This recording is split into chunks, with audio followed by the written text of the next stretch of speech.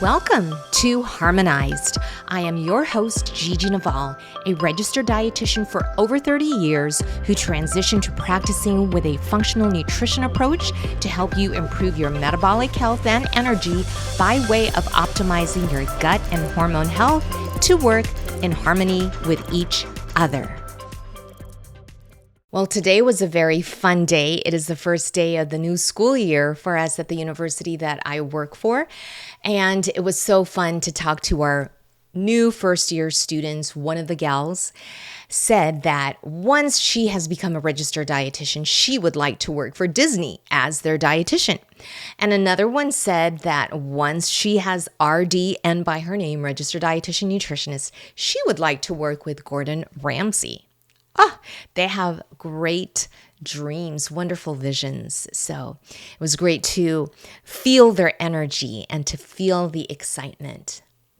All right, let us get into our topic for today, which is going to begin with the Bible verse found in Proverbs 18:21, and it says, "Death and life are in the power of the tongue, and those who love it will eat its fruit." Let me read that again. Death and life are in the power of the tongue, and those who love it will eat its fruit. So this is telling us that we must be mindful of the words that we speak because our brain will process it and then it will communicate that to our gut. And our gut and our brain, they communicate bidirectionally with each other. It's how God created us. And so the words that we speak should be well thought of. We shouldn't just be careless of our words, even if we think, I'm just making fun of myself. But the brain listens to us and it doesn't know the difference of when we're making fun and when we're not. Okay, so be careful of the words that you speak about yourself, to anyone about you.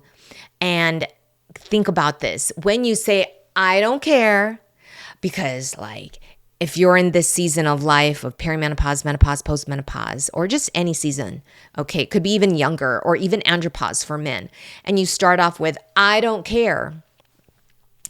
Well, even though if it's meant for good, the body can interpret it as, you might have some undealt emotions or emotions that you haven't dealt with that you don't want to process. And so you're suppressing those emotions. And when you suppress those emotions, that can create low-grade inflammation in our body, especially in our gut.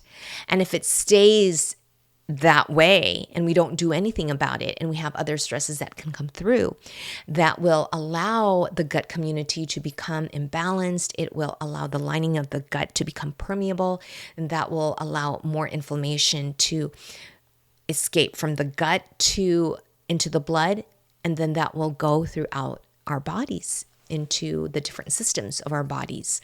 So instead of saying, I don't care, because again, the body will think, you're probably suppressing some emotions that you didn't deal with that could create stress in your body. Then instead of saying that, say, I embrace. Okay, instead of saying, I don't care that my house isn't clean, so don't come over and visit, you can say, I embrace the opportunity that I am able to clean my house. It might not be perfect, but I'm grateful I can live in there. And I'm grateful that friends can still come because it is clean in the best way, in as much of the time and effort that I'm able to put into it. So when we are changing the way that we're saying and we're changing our point of view, it can make a big difference. Do we always have to have our houses so spick and span? Well, on one hand, it would be nice, but on the other hand, what's reality? No, it can't always be perfectly clean. And yes, you would be embarrassed to have friends come over and family come over, but you know what? We do the best that we can with God's help.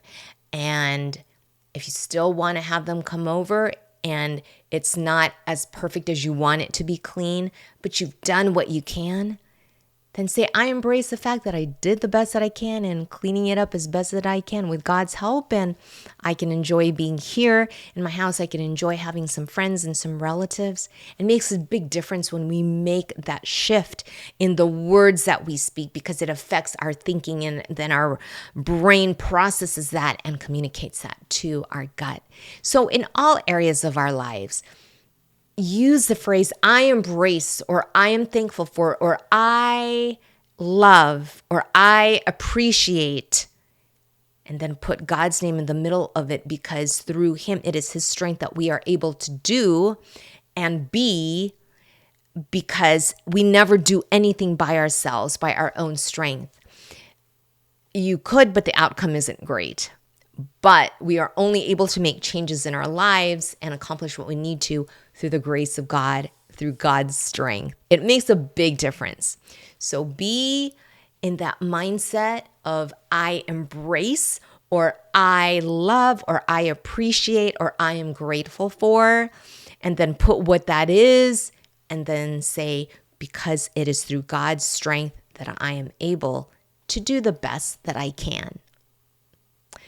Watch and see that it'll make a big difference in your autonomic nervous system. It will help it be more calm instead of dysregulated. Instead of saying, I don't care, and then we're suppressing emotions, it will keep us dysregulated and out of sorts.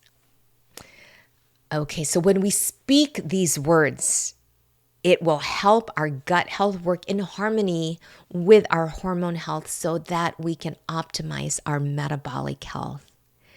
All right, everyone, in all that we do, in all that we eat and drink, let's do it all for the glory of God. In the future, I'd like to do a Q&A episode, so help me out and place your questions down below. Then watch out for that future episode where I will answer your questions.